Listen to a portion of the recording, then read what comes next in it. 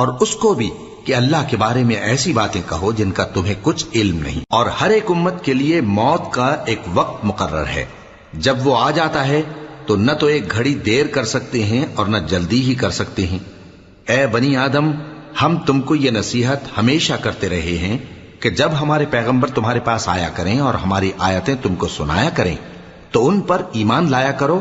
کہ اب جو شخص ان پر ایمان لا کر اللہ سے ڈرتا رہے گا اور اپنی حالت درست رکھے گا تو ایسے لوگوں کو نہ کچھ خوف ہوگا اور نہ وہ غمناک ہوں گے،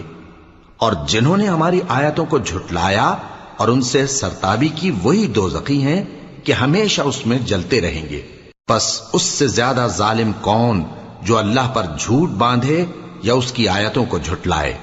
ان کو ان کے نصیب کا لکھا ملتا ہی رہے گا، یہاں تک کہ جب ان کے پاس ہمارے بھیجے ہوئے فرشتے جان نکالنے آئیں گے تو کہیں گے کہ جن کو تم